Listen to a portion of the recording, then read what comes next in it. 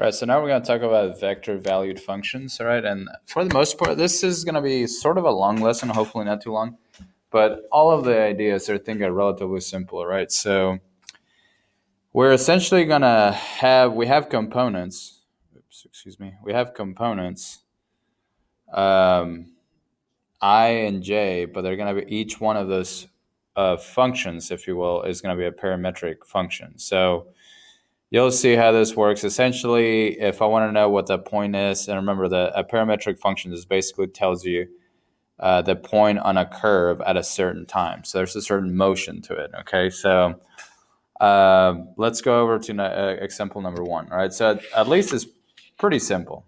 That's the good thing. All right, so if I want to express the parametric equation x is equal to 2 cosine t and y is equal to t plus sine t as a vector valued function, it's as simple as writing it like this. That's one way to write it, for sure.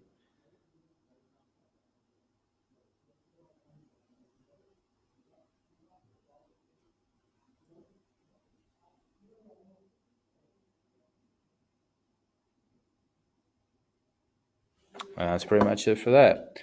Okay, on example 2, given the vector equation, it's that function right there, find the following, all right? We want to find the x and the y coordinates, if you will, of that parametric vector equation.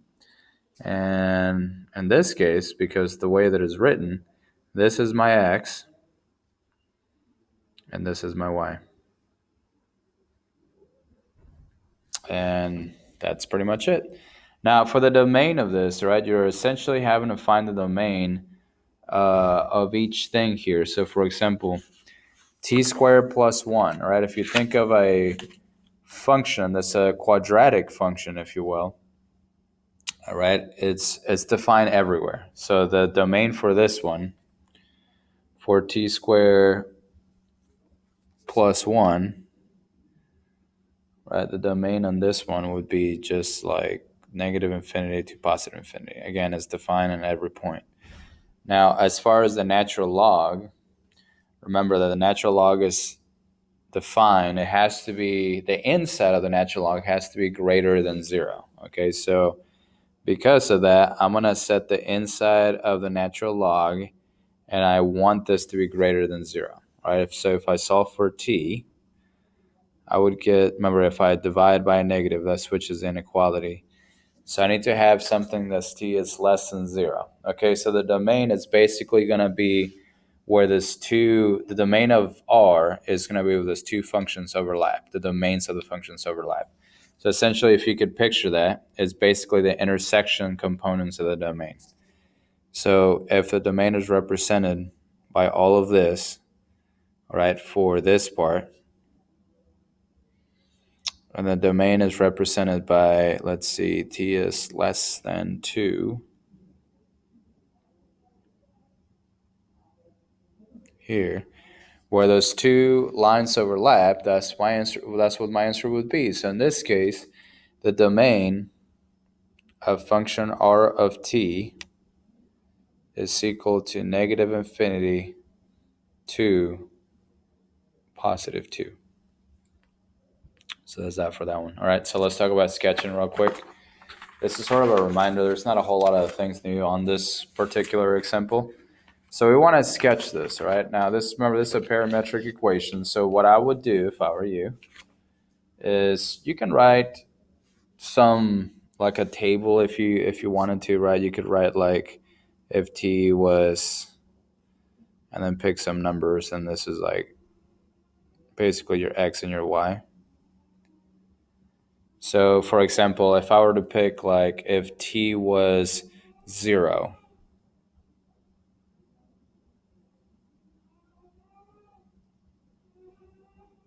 that would give me 3 over here and 0 over here. So that would give me a point right there. And I'm just picking the ones that were the easiest for me to do. If t would be like pi over 2, for example. Okay, then that would give me 0 here and 4 here. If I would pick t to be pi, x would be -3, and this would be 0. So my point would be right here. And then if I do the next one, which logically would be 3 pi over 2, that would give me 0 here, -4 here. So again, notice that I'm just plugging that back into the parametric function right there. So essentially the way that I would have to draw it is like an ellipse. Oh, that's not a good looking ellipse. Okay. But remember, the way that I did it is that because I chose the smaller t, right? I went from t is equal to 0 to 3 pi over 2. The direction of this parametric function would be like that. Okay. So now, the next thing it's going to ask us to do is to write this as a rectangular equation. Okay, so the way we could do that, if you remember from our parametric function, notes earlier, is that I know that x is equal to 3 cosine of t, and y is equal to 4 sine of t. Now, if I square both sides,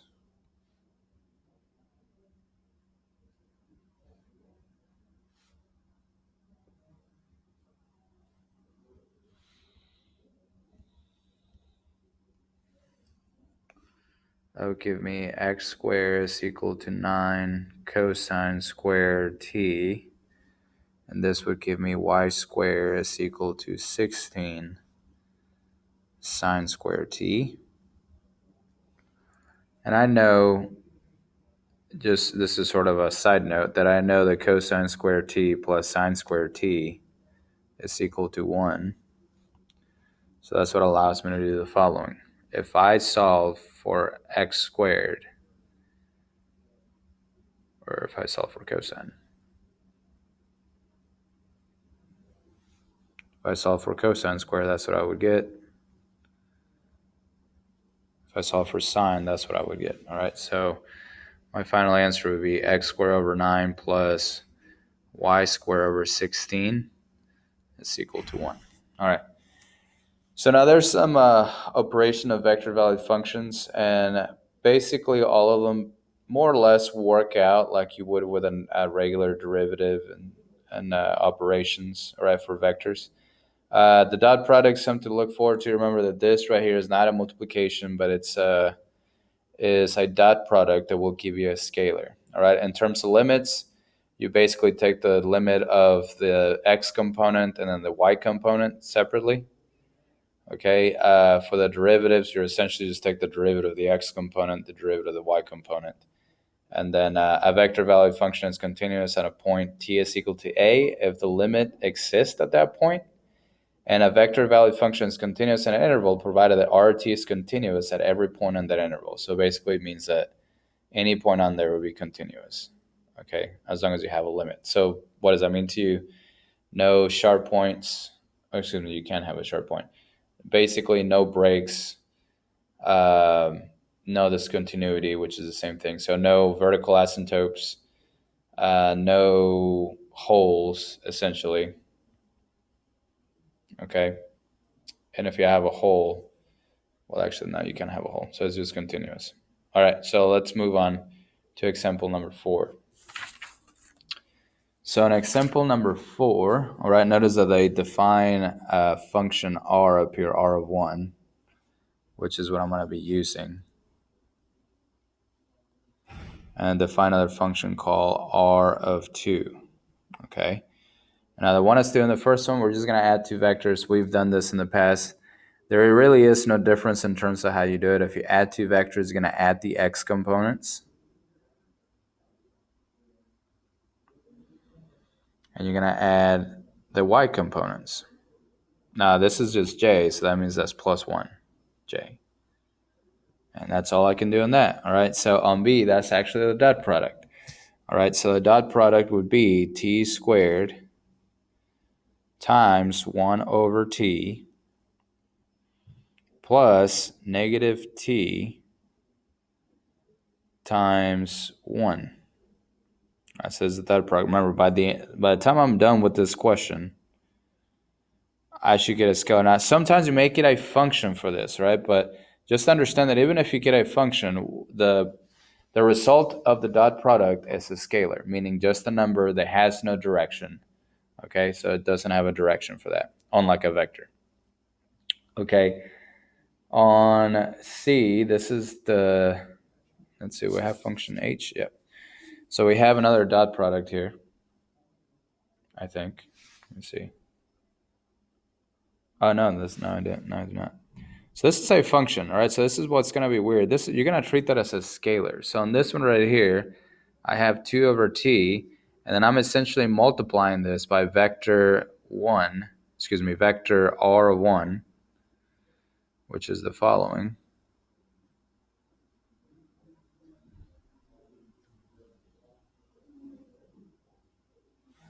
And then I'm just going to distribute that 2t, all right? So please understand that the only reason I did not do the product rule is because h of t is not a vector. Right, h of t is just some kind of function which I'm then going to treat as a scalar. So this would be 2ti minus 2j. All right, again, I'm just distributing that 2t. All right, remember that d, what that means is the magnitude of the magnitude of vector r1 minus r2. So what I would do myself here is that if you're going to subtract 2 vectors, you are essentially just subtracting the components. So notice that I'm taking the x components of r1 and r2, and I'm subtracting them now because I'm trying to find the magnitude. I'm going to go ahead and square that quantity plus. Now I'm going to take the y components of r1 and r2 and subtract them. We have a minus 1 here.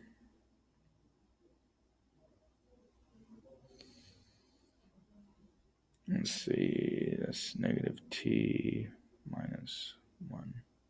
Oh no, I think I did that wrong on my notes. Luckily I caught it. So we have negative t minus 1. I put a plus 1 there. All right. So,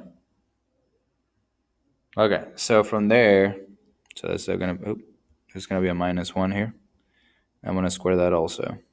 All right. So I'm going to go ahead and carefully FOIL this. So t squared minus 2t, that would be t. So that's going to be minus 2t.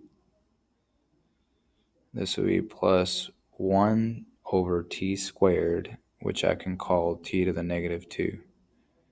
Now this other side, negative t times negative t will give me t squared. That's going to give me a plus 2t. Negative t times a negative 1 will give me a t. And then if I FOIL that, I have 2t. And then negative 1 times negative 1 gives me plus 1. All right, all of that. And all I'm going to do from here is just really add like terms, which right now all I can see are these two. I don't see anything else alike. So let's go ahead and write the rest here. 2 to the 4th, t squared. The t's cancel. I got plus t to the negative 2. You, of course, could write that as 1 over t squared. And then finally at plus 1. Okay. So that's that for that. All right, let's go to example number 5, right? So now we're going to try to find the limit. So this is probably easier than you probably think, right?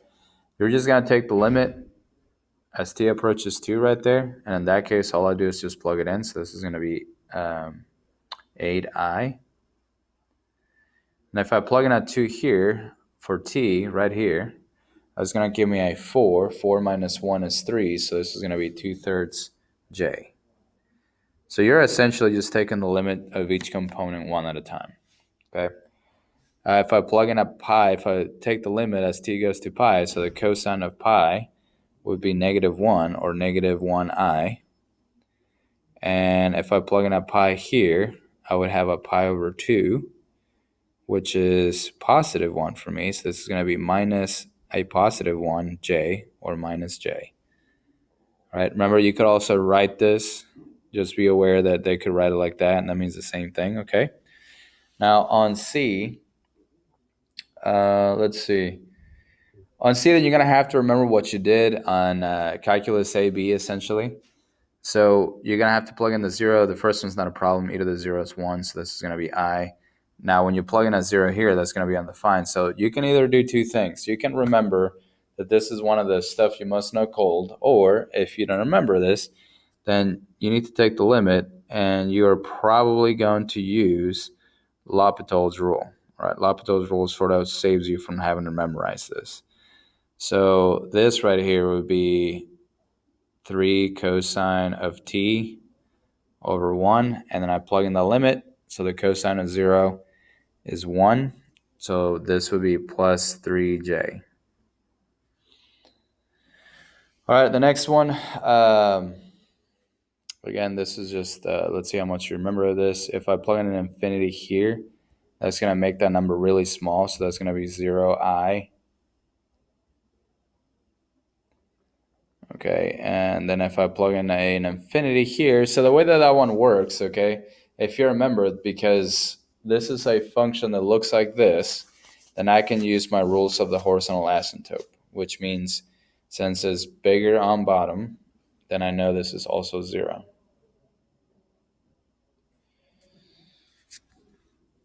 And if you can't remember that, the other way to do it is that you can take the limit as t goes to infinity. You essentially take all of these and divide them by the biggest power on there, which is t squared. And then you still take this to infinity.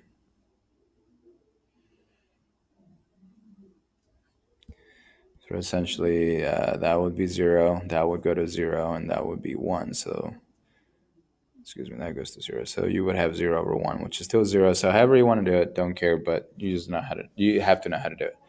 All right. So now we're going to state the intervals in which the vector valued function is continuous. So to do that, okay, it's just basically asking us for the domain.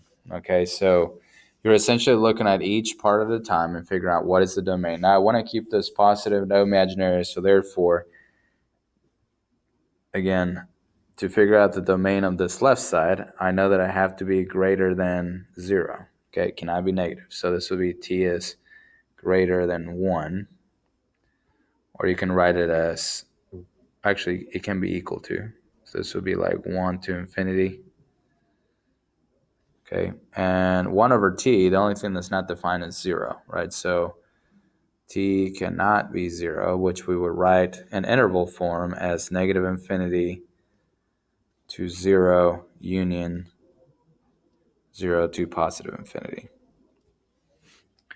Okay, the union just basically means or. Okay, so that means that if you look at the overlapping part, okay, and I don't really know, you basically have to find where those two domains intersect, in essence, okay?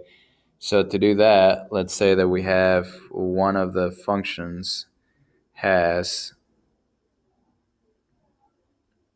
a domain like this, which is this one on the left, and this one on the right has this domain, which means from, let's see, 0 would be like right here.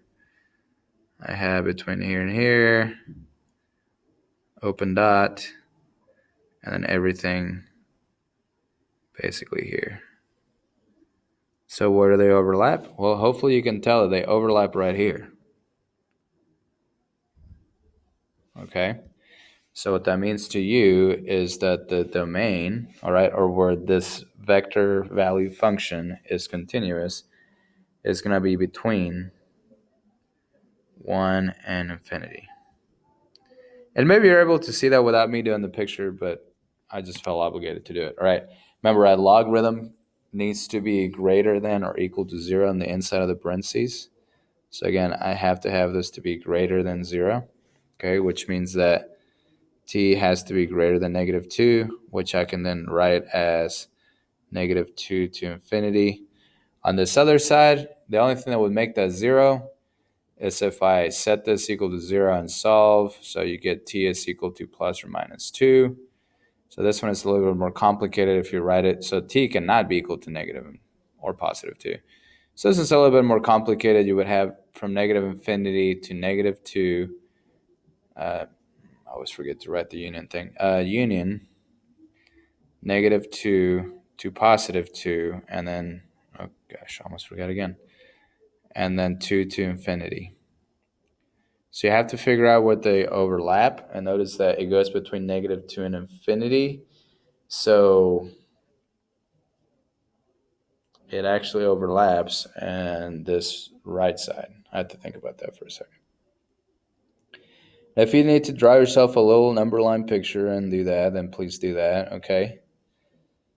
Then just take my word for it. All right, so that's that. Let's go to example 7.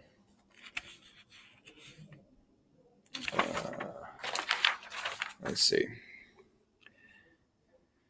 What are we doing here? So we're finding the derivative. So to find the derivative is actually super duper simple. All I have to do is take the derivative of the x component, which is 6t, and then take the derivative of the y component, which is negative 5, and that's it. That's the derivative, okay? Now, on the next one is the same idea, really no different. I'm just going to take the derivative one at a time.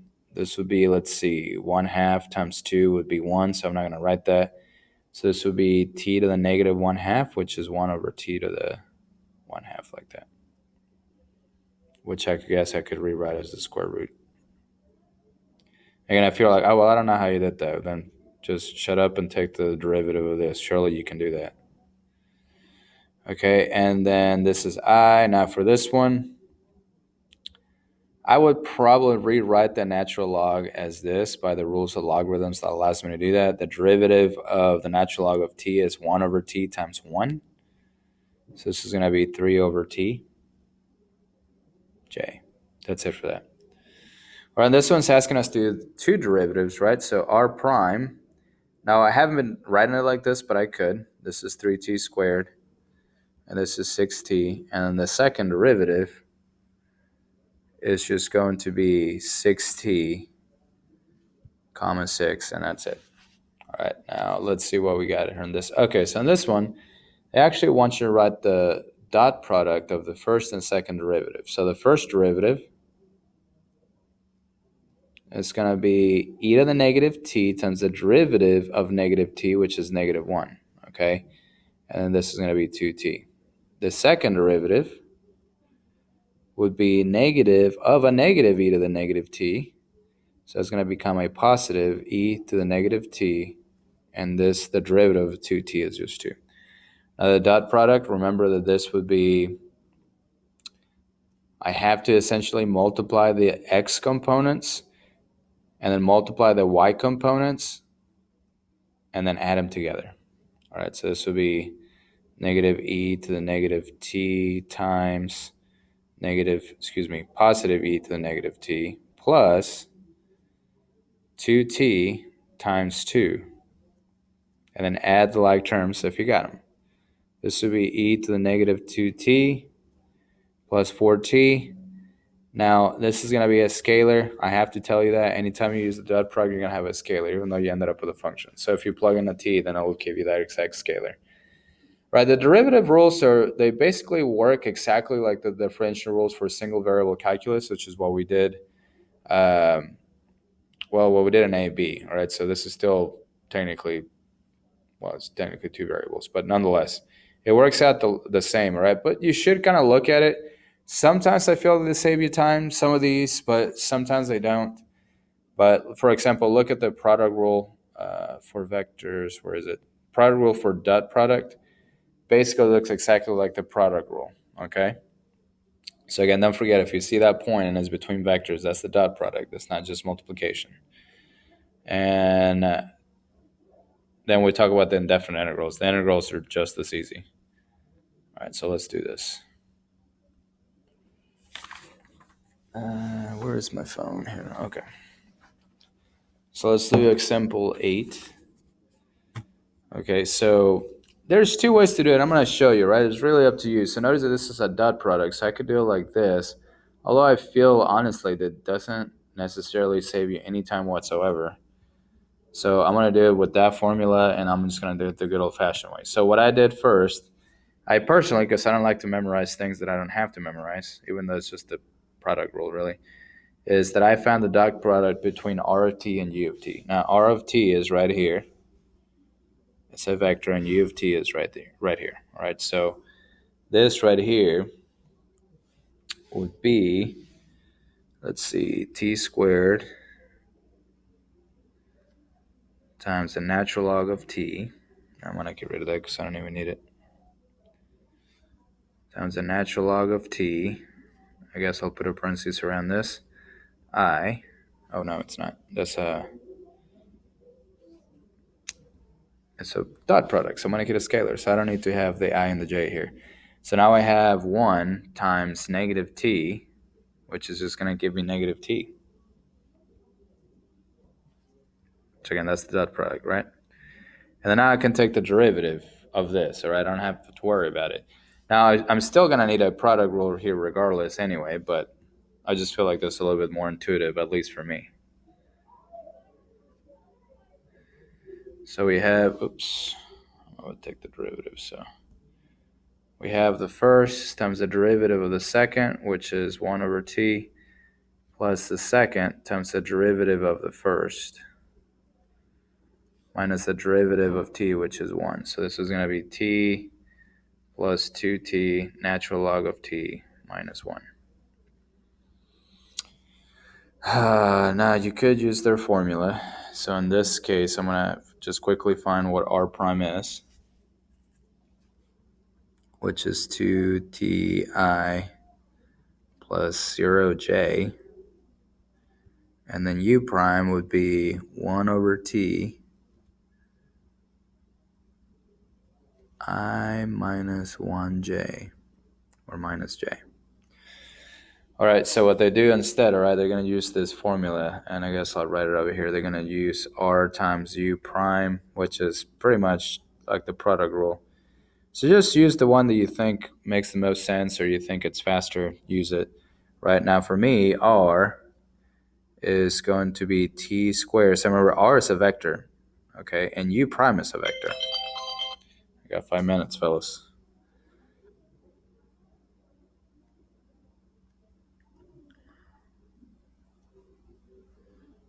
And u prime, remember, this is the x component of u prime. And now I have, I'm still just in r, geez. Now this is the y component of r, and this is the y component of u prime. And then I have to add the x component of u times the x component of r prime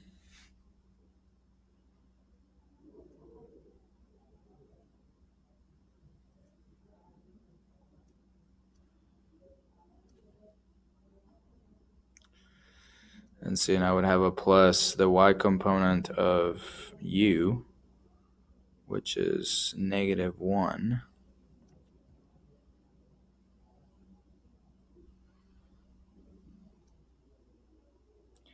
And the y component of j, which is 0. So that's going to be gone because that's going to be 0. Okay. And then basically you end up with the same thing almost. I mean, not almost. You should end up with the same thing.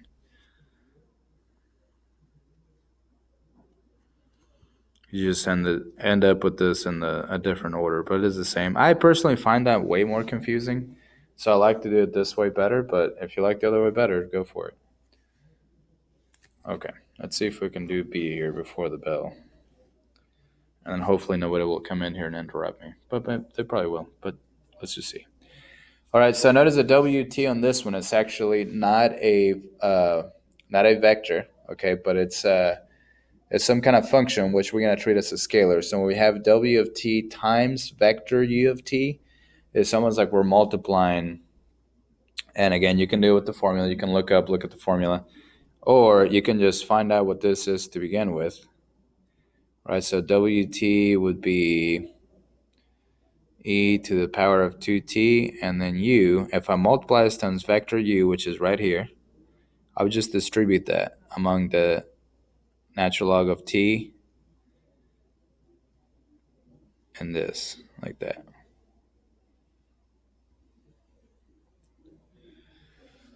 Okay. So now, many ways to do this. At this point, I do have two product rules. I don't know if you like that or not. I may just, before I do that, just factor out an e to the 2t. So maybe I should have just left that alone to begin with.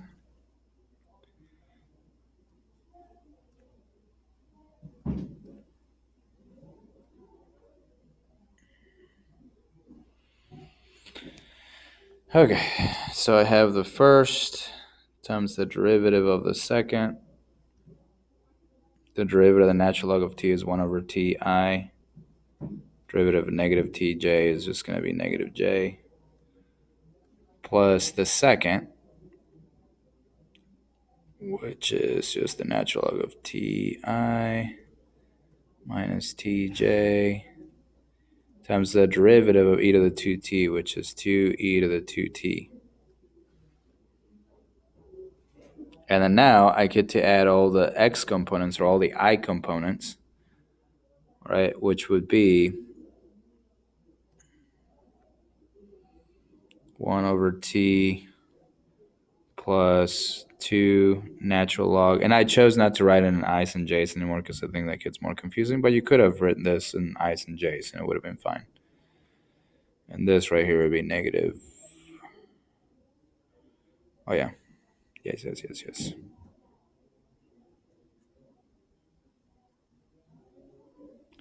Wait a minute. How did I get that 2t there? Oh. Okay. Never mind. What happens is I distribute that 2 there.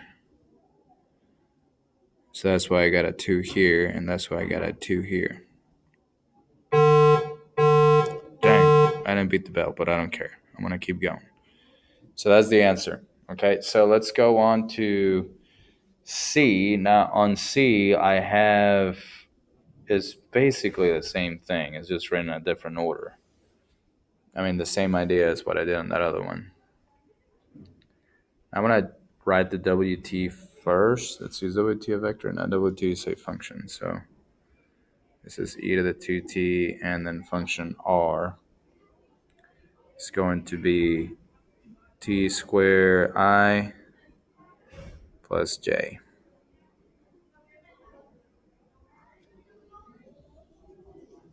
And then now I'm going to take the derivative of that. I'm trying to see how best I want to approach this now. All right. Somebody's knocking on my door, of course. Hold on a second, fellas.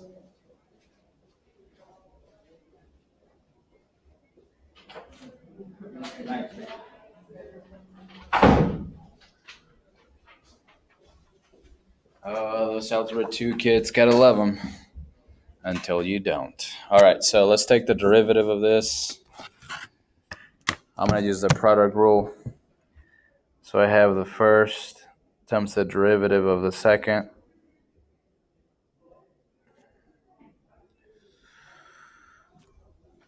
Who's calling me? Jennifer, leave me alone. All right. Okay, where am I at? Asymptote. Sorry, I lost track of where I was. This is very different. Really, I don't know where I'm at. All right, Asymptote. Okay. I see where I'm at now. So I have the first times the derivative of the second plus the second, which is this, times the derivative of e to the 2t, which is 2e to the 2t. Now, let's see.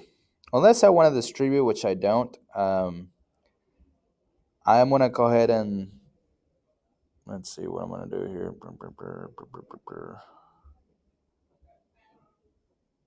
Because I want to add all the x components, which are here and here. And I want to add the y components, all right, which are here and here. But I'm trying to do it where I don't have to do all this much mathematics here. But let's see. I guess I will probably just put that 2t in here. This one I'm going to leave the same. But this one I'm going to go ahead and distribute that 2. It's going to give me e to the 2t. This is 2t squared and 2 here.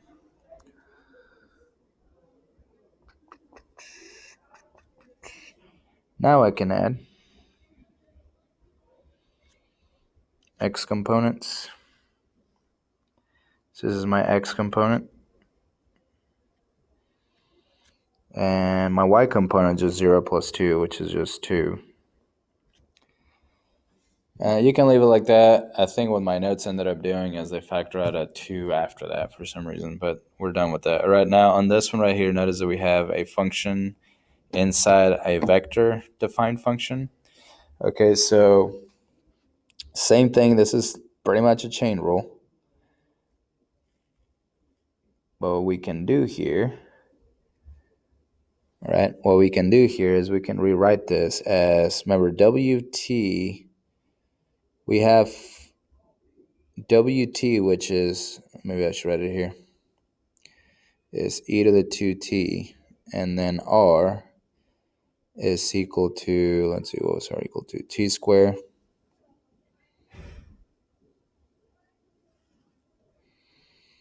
plus j. Okay.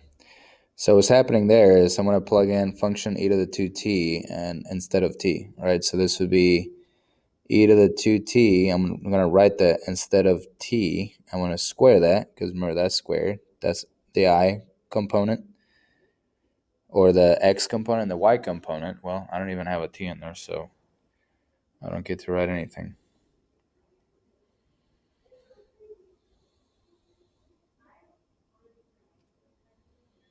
And you can use the chain rule there, but I think in this case it's not really necessary because you can actually easily just write that like this and then just go for it. So the derivative of e to the 4t is 4 e to the 4t. And derivative of 1 is 0. So that's it. All right, so to find the integral. Okay, so to find the integral, remember this is not a parentheses, right? This is the x component, that's the y component. So essentially all I'm going to do here is I'm going to just split this up.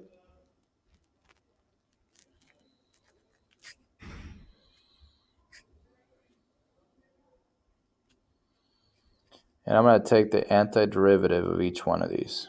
Now for the left side, I can use U-Substitution. If you quite don't see what I'm going to do here, I can just call, not the square, that'd be terrible. I can just call this u, and then du would be dt. So that would be like u to the 1/2, okay? So if this is u to the 1/2, maybe I should write you the steps, I don't know. I don't really know if you need this. Maybe you already know this. Maybe you don't. But essentially that would give me 3/2. 2/3 times 3/2, now 2/3 times 2, it's 4/3. I'm going to go ahead and put this back as t minus 1 to the 3/2 plus C1. Let's call it C1.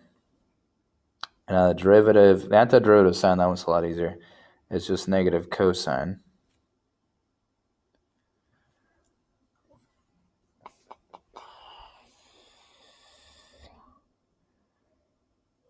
Plus I wrote cotangent, I mean cosine. Plus C2. And I can combine those. In this case, it'd probably be easier just to write them in terms of I and J's. So this is 4/3 t minus 1 to the 3/2. And I can combine those two c's into a single constant here. This is I. And this is cosine of t, all of that, j. Plus some constant that I don't know yet. uh, and then okay, so let's continue on to B. Sorry, some teacher literally knocked on my door just now. It's just impossible. Anyway, but she saw me recording, so she's like, "I'll talk to you later." Great. Moving on. All right, let's take the antiderivative of each one. All right, so essentially you're just taking the antiderivative, the x component, the antiderivative of this. Now for this one right here, I can use U substitution where u would be negative 2t and then du would be negative 2 du.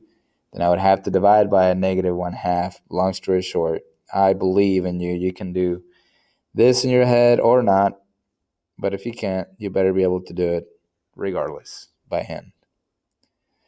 So this is I, and the antiderivative of this, well, on this one right here, even if I try to use if I did U substitution, actually, if u was t minus 1, then du would be just dt, okay? And then I would have 1 over u. Well, that's the natural log on this side. So it's the natural log of the absolute value of t minus 1, j. And because I have those two constants on the outside, I can just write plus a constant. Now, if they're a definite integral, I'm going to take the antiderivative of this. And again, nothing new here. Except for I'm just going to figure that out between 0 and 3, and that's going to be I. And this right here would be t to the 4th plus t squared over 2, 0 to 3, j. And this one I don't have a constant, remember that. And then let's say that I can do all the math correctly because I don't really feel like showing you all that when I feel like you already know that, right? Just plug in 3, plug in the 0, add like terms. But remember, you have to keep this separate, okay? Let's look at this one, right? So the antiderivative of e to the t is just e to the t. This one's pretty simple. And I'm going to evaluate that between 0 and pi over 2 I. Now, on this one right here, the antiderivative of sine of 2t would be 1/2, well, negative cosine. So I'm going to get rid of this, and I'm going to put a negative cosine of 2t. And again, that was the type of U substitution that happened in my brain. 0 pi over 2 j. Okay. Plug all that stuff in.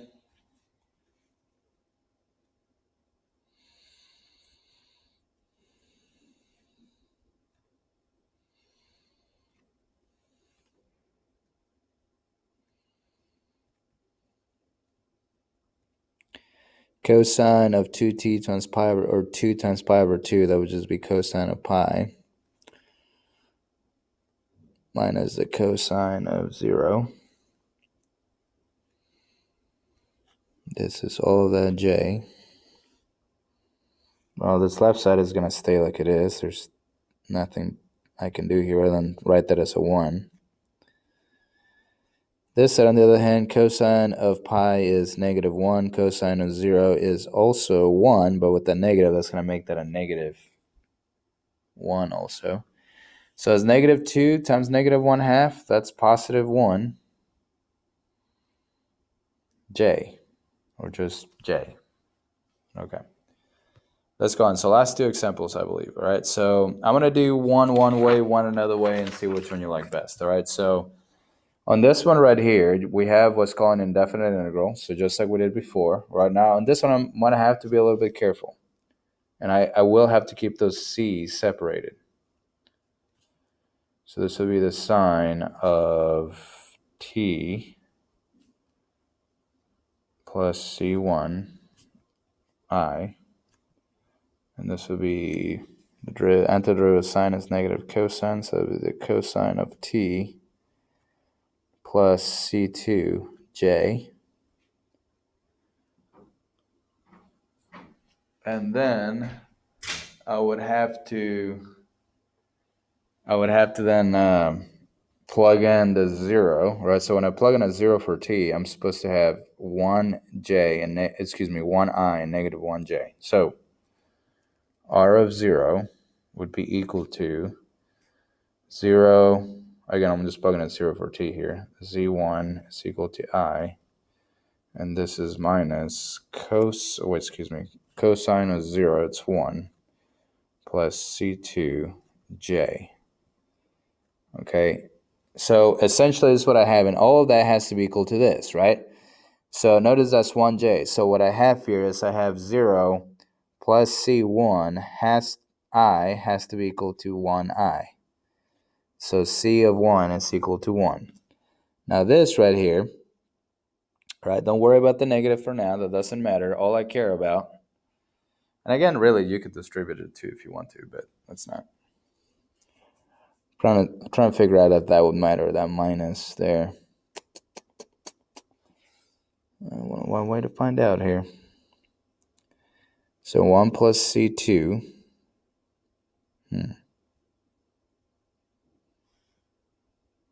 Is equal to negative 1. Let's see. I'm trying to make sure here. Let me look at my notes real fast. So that would give me a 0. That's 1. That's a negative 1. That gives me positive 1. Okay. Yeah, that does matter. So let me go ahead and distribute this negative, I suppose.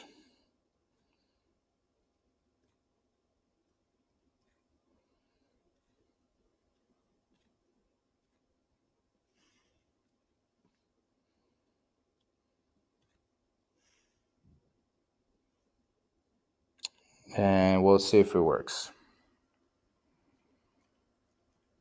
So R of t would be sine of t plus 1 I minus, or I guess I can write, yeah, okay. Minus cosine of t plus 2j. Let me see if that would work. Cosine of 0, that's 1. No, that's going to give me cosine of 0, that's 1 plus 2, that's 3. Where on this one, that gave me a 1.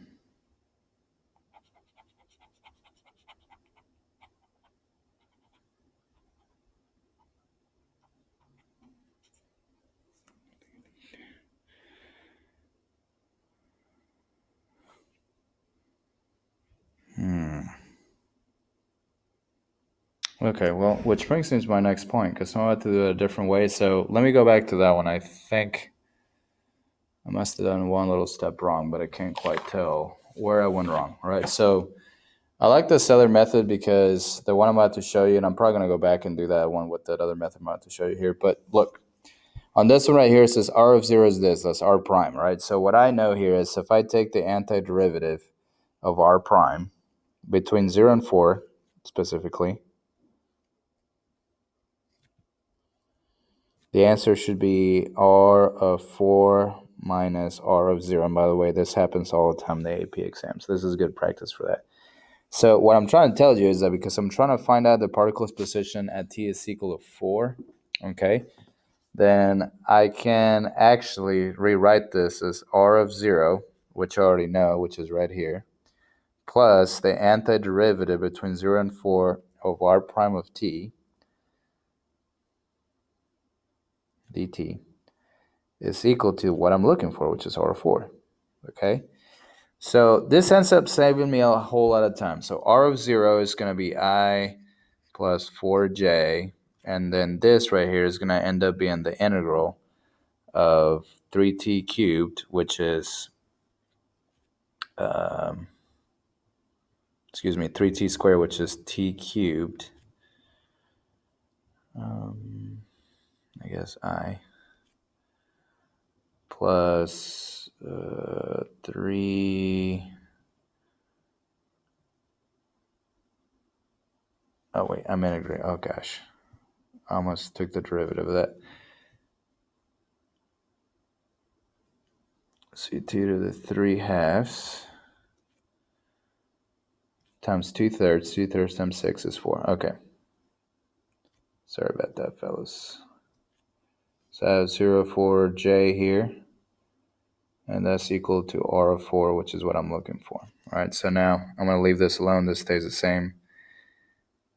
And then this right here, I'm going to plug that stuff in. So I have 4 to the third